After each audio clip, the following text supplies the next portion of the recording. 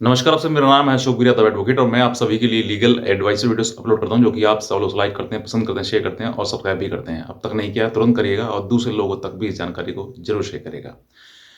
कुछ लोग जो हैं वो ब्लैकमेलिंग पर ही लगे हुए हैं और उसके शिकार कहीं न कहीं वो लोग हो जाते हैं जिन लोगों को इस बारे में जानकारी नहीं होती है। बहुत ज़्यादा प्रॉब्लम जो है आजकल टाइम में लोगों को अपनी जो प्रॉब्लम है उसको ऑनलाइन सॉल्यूशन चाहते हैं कि ऑनलाइन उनका सॉल्यूशन हो जाए। लेकिन कहीं न कहीं अगर आपने ऑनलाइन कोई गलत जगह पर आपने मतलब उसको चुन लिया है तो हो सकता है कि आपके साथ कोई फ्रॉड हो जाए। ऐसी ही घटना जो है वो एक नोएडा की महिला हैं, उनके साथ में हुआ कि उनको जो है वो अपने आधार कार्ड में एड्रेस चेंज करवाना था। अब एड्रेस चेंज कराने के लिए लोकल अथॉरिटी जाना या फिर किसी सरकारी कर्मचारी के पास जाना या कहीं कोई जो आधार कार्ड जो एड्रेस चेंज वगैरह होते सेंटर होते हैं, वहाँ पर जाना, ये सब थोड़ा हैसल टाइप हो जाता है, थोड़ा परेशानी प्रॉब्लम जाट हो जाता है। लेकिन हर कोई इंसान जो सोचता है कि घर बैठे ही कुछ उसमें हो जाए। तो इन्होंने जो है वो आधार कार्ड का एड्रेस चेंज करने के लिए आधार कार्ड हेल्प सेंटर का कोई एक जो ऐप जो है वो फ़ोन में डाउनलोड कर ली। उसके बाद जो है डाउनलोड करने के बाद जो है कुछ समय ही बाद जो है इनके पास एक व्यक्ति का फ़ोन आया और उस फ़ोन के बाद जो है इनके पास इनकी जानकारी लेते हुए कि भई आपको क्या प्रॉब्लम है? उन्होंने कहा कि मुझे अपना एड्रेस चेंज करना है। तो उन्होंने कहा ठीक है, मैं आपका एड्रेस जो है वो घर बैठे ही करवा दूँगा। अब इसके बाद जैसे ही वो शुरुआत करते हैं तो उसमें अपनी कॉन्टैक्ट डिटेल या फिर पर्सनल बैंक अकाउंट का डिटेल सब कुछ पूरी डिटेल जो है वो उससे उनसे ले ली जाती है। उस लेने के बाद जो है थोड़ी ही देर बाद एक मैसेज आता है उनके पास में कि उनके अकाउंट से 50,000 रुपए डेबिट हो गए।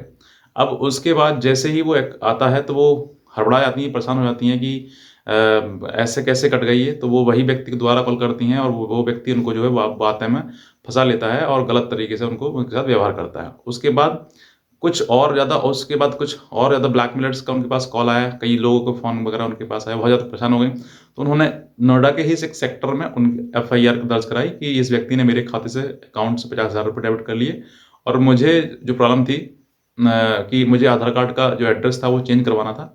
इसी वजह से जो है मैं इनके बीच में चंगुल में आ गई। तो ये बात दर्ज कराते हुए एफआईआर दर्ज कराते हुए पुलिस ने जो है इन्वेस्टिगेशन शुरू शुरू कर दिया और इस बात को जो लोग जो हैं वो करते क्या हैं कि कहीं न कहीं या आप ये गलती कर देते हैं कि उसको वेरीफ़ाई नहीं करते हैं कि वो व्यक्ति ट्रस्टेड है या फिर नहीं है।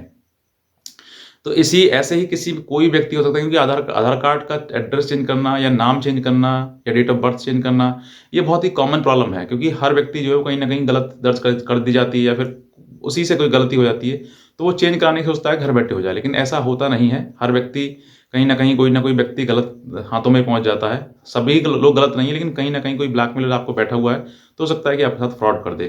तो ऐसी चीज़ों से आपको बचना है। अब आपको बचने के लिए क्या-क्या विशेष बातों को ध्यान रखना है, वो आप समझिए। सबसे पहले आपके लिए जो व्यक्ति जो आपके पास नंबर या फिर फ़ोन में एप्लीकेशन है, वो ट्रस्टेड होना चाहिए। जो प्ले स्टोर है, वहीं से आप डाउनलोड करें, किसी अदर ऐप से डाउनलोड ना करें। दूसरा, किसी भी व्यक्ति के पास जो अनजान है, उसके साथ आप अपना बैंक डिटेल, आधार कार्ड डिटेल, अपनी पर्सनल डिटेल शेयर ना करें। तीसरा, सबसे ज़्यादा सचेत रहें और हमारी वीडियोज़ को देखें ताकि आप भी उन सब चीज़ों से आप बचे रहें, जो भविष्य में आपके लिए बहुत ज़्यादा घातक हो सकती हैं। अब इन सब चीज़ों के लिए देखिए स्कैम और दोनों की जानकारी, इन सब चीज़ों की जानकारी है आपके लिए।